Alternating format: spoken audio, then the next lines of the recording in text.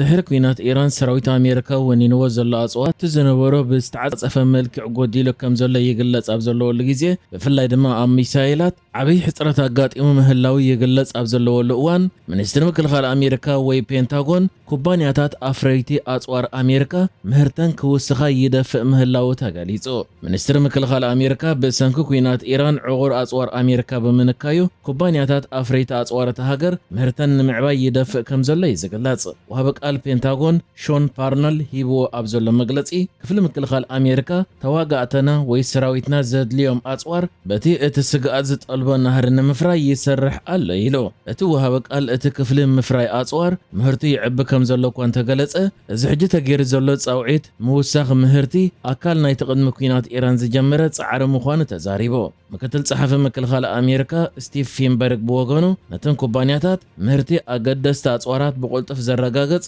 ውጥናት ንኸቕርባ ካብ 21 መዓልታት ዘይበዝሕ ግዜ ከም ዝሃበ ዝሓለፈ ረቡዕ ናብተን ኩባንያታት ዝጸሓፈ ደብዳቤ ኣመልኪቱ እዩ። ኣብ ዋሽንግተን ፖስት እትበሃል ማዕከን ዜና ተጻሒፉ ኣብ ዘሎ ጸብጻብ ድማ እዚ ምክትል ጸሓፊ ምክልኻል ኣሜሪካ ንሓደ ዓመት ዝወስድ ዑደት ምፍራይ ተቐባልነት የብሉን ከም ዝበለ ጠቒሱሎ። ሕጂ መደባትና ብዓብዩ ክነቀላጥፎን ዓቕሚ ምፍራይና ክንውስኽን ኣለና ድማ ከም ዝበለ እውን ተሓቢሩ። እዚ ምክትል ጸሓፊ ምክልኻል ኣሜሪካ ከምዚ ዓይነት ደብዳቤ ጽሒፉ ዝርከብ ብሰንኪ ዝሓለፈ 5 ኣዋርሒ ዝጸንሐ ኩናት ኢራን ኣገደስቲ ስርዓታት ኣጽዋር ኣሜሪካ ብዙሑ ኣንቆልቂሉ ኣብ ኣስጋኢ ኩነታት ከም ዘሎ ጸብጻባት ይወፅእ ብምህላው እዩ። ብፍላይ ኣሜሪካ ኣብ ምዳይ ሚሳይላት ዓብይ ሕጽረት ኣጋጢምዋ ምህላው ይግለጽ ዘሎ ብምዃኑ እታ ሃገር ነተን ሚሳይላት ዘፍርያ ትካላታ ሚሳይላት ብብዝሒ ከፍርያ ተሓትት ምህላዋ ይግለጽ። ፕሬዚደንት ኣሜሪካ ዶናልድ ትራምፕ ግን ሓቅነት እዞም ኣሜሪካ ኣጽዋራታ ነኪዩ ኣሎ ዝብል ብምንጻግዩ ኣድለይቲ ዝበሃሉ ኣጽዋራት ብፍጥነት ይፈርዩ ከም ዘለውን ሰራዊት ኣሜሪካ ከዓ ኣብ መኽዘናቱ ዕቑር መሳርሒታት ወይ ኣጽዋራት ከም ዘለዎ ተዛሪቡ ዘሎ።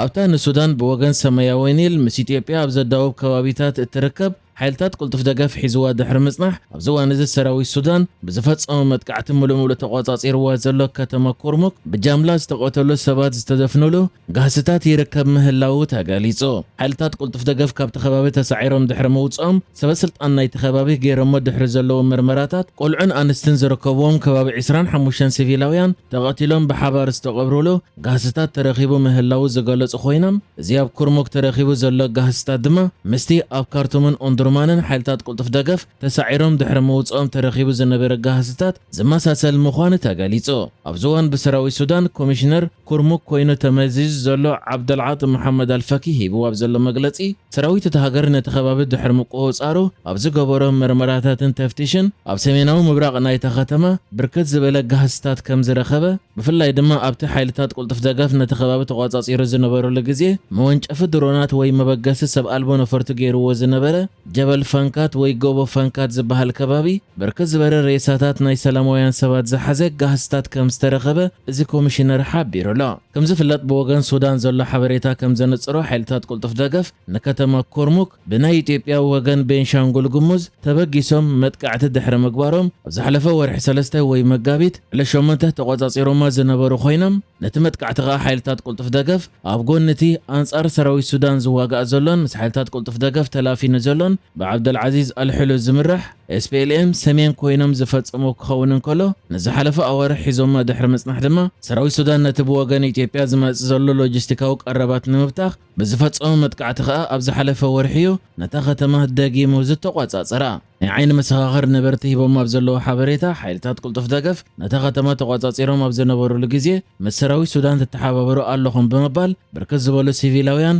ጨውዮም ይወስድዎም ከም ዝነበሩ ክሳብ ሕጂ ድማ ብዙሓት ድሃዮም ኣበይ ከም ዘሎ ከም ዘይፍለጥን ዝገለጹ ኮይኖም እቲ ተረኺቡ ዘሎ ጋስታት ድማ ምስ ተቆተሉ ዝተቐብሩሉ ክኸውን ከም ዝኽእል ምስክርነቶም ሂቦም ኣለዎ። እዚ ናይ ሱዳን ኩናት ካብ ዝጅምራት ሒዙ ሓይልታት ቁልጡፍ ደገፍ ኣብ ልዕሊ ሲቪላውያን ሰፊሕ ሰብኣዊ በደላት ይፍጽም ከም ዘሎ ክስታት ክቐርበሉ ዝጸንሐ ኮይኑ መራሒኡ መሐመድ ሐምዳን ዳግሎ ወይ ሕሜቲ ግን ነቲ ክስታት ብምንጻግ በንጻሩ ንሰራዊት ሱዳን እዩ ዝኸስስ። ኢትዮጵያ ንኤርትራ ልኡላውነት ኢትዮጵያ በመጥሓስ ናብ ትግራይ ሰራዊት ሰዲዳ በመባል ከሲሳ ከምዚ ዓይነት ክስ ዝቐርብ ዘሎ ኣምባሳደር ኢትዮጵያ ኣብ ሶማልያ ብዛዕባ እቲ ኣብ ዝሓለፈ ቀረባ እዋን ኣብ መንጎ ገለ ላዕለዎት ወተሃደራውያን መራሕቲ ኤርትራን ናይ ትግራይን ኣብ ዶባት ዝተገብረ ርክብ ኣመልኪቱ ብመንገዲ ማሕበራዊ ገጻት ኢንተርኔት ዘርጊሕዎ ኣብ ዘሎ ጽሑፍ እዩ። ኣምባሳደር ኢትዮጵያ ኣብ ሶማልያ ሱሌማን ዳዳፎ ኤርትራ ልኡላውነት ኢትዮጵያ ጥሒሳ ናብ ዶብ ኢትዮጵያ ብወገን ትግራይ ዕጡቕ ሓይሊ የእትያ ክብል ይኸሲሱ። ንሱ ኣብ መግለጺ ቀጺሉ እቶም ናይ ኤርትራ ሰራዊት ናብ ትግራይ መስኣተው ንፌደራል መንግስቲ ንምውጋእ ዝዳላ ዘሎ ማፍያ ኢሉ ዝገለጾ ጉጅለ ሕወሓት ኣቀባብላ ገይርሎም ክብል እውን ተዛሪቡ። ከም ዝፍለጥ ንምርኻብ ወተሃደራውያን መራሕቲ ኤርትራን ትግራይን ብዝምልከት ብወገን መንግስቲ ፌደራል እዚ ኣምባሳደር ጥራይ ዘይኮነ እቲ ሓደ እዋን ፕሬዚደንት ግዚያዊ ምሕዳር ክልል ትግራይ ዝነበረን ኣብዚ እዋን ድማ ኣማኻሪ ቀዳማይ ሚኒስትር ኣብይ ኣሕመድ ዘሎ ጌታቸው ረዳ እውን ሕወሓት ንፌደራል መንግስቲ ንምውጋእ ምስ ውሽጣውን ገዳማውን ውድባት ምሕዝነት ይፈጥር ከም ዘሎ ነዊሕ ኣዋርሕ ክኽሕድ ድሕሪ ምጽናሕ ሕጂ ብግልጺ ዕላዊ ገይርዎ ኣሎ ክብል ገሊጹ እዩ። ንሕወሓት ከዓ ምስ ጸረ ኢትዮጵያ ዝኾኑ ጉጅለታት ምሕዝነት ምፍጣር ዝወስዶ ዘሎ ስጉምቲ ንፌደራላዊ መንግስቲ ንምውዳቕ ዝዓለመ ስጉምቲ ብምባል ከም ዝኾኑነይ ገሊጹ። ሕጂ ከዓ ኣምባሳደር ኢትዮጵያ ኣብ ሶማልያ ሱሌማን ዳዳፎ ኤርትራ ንልኡላውነት ኢትዮጵያ ብምጥሓስ ሰራዊታ ብወገን ትግራይ ናብ ኤርትራ የእትያ ብምባል እዩ ክሲ ከቕርብ ተሰሚዑ ዘሎ። ተወሳኺ ዝርዝር ሓበሬታ ድማ ኣብ ውልቃዊ ጽሑፋቱ ብሕጂ ክዝርግሖ ምዃኑ እውን ገሊጹ። ወገን ኢትዮጵያ ከምዚ ዓይነት መግለጺታት ኣብ ዝወሃበሉ ዘሎ ቀዳማይ ሚኒስትር ኢትዮጵያ ኣብይ ኣሕመድ ሕወሓት ምስ ኤርትራ ብምትሕብባር ኣንጻር መንግስቲ ኢትዮጵያ ኩናት ክጅምር ይዳሎ ከም ዘሎ ብተደጋጋሚ ብዝተፈላለየ መልክዕ ይገለጽ ኣብ ዘለወሉ እዋን እዩ። ኣምባሳደር ኢትዮጵያ ኣብ ኬንያ ጀነራል ባጫ ደበለ እውን እቲ ኩናት እንድሕር ተጀሚሩ ኣብ ክልል ትግራይ ጥራይ ዘይኮነ መወዳእታ ነቲ ሕጂ ኣብ ኤርትራ ዘሎ መንግስቲ እውን ከኣልዮ ይኽእል እዩ ብምባል ግንባር ወይ ደጀን ዝበሃል ኣይክህሉን እዩ ኣስመራ ግንባር ክትከውን እያ ክብል ተሰሚዑ ነይሩ እዩ። እዚ ናይ ኢትዮጵያ ኣምባሳደር ኣብ ሶማል ከዓ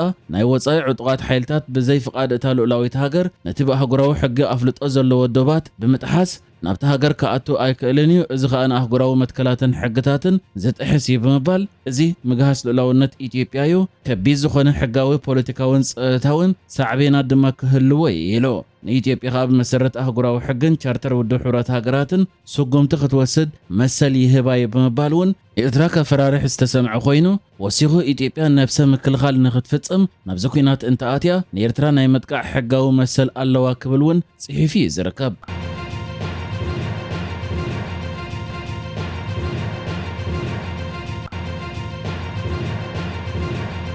نحجز تدالو الزيناتات ازينيرو بكالك ساب نرغب سلام نعخم.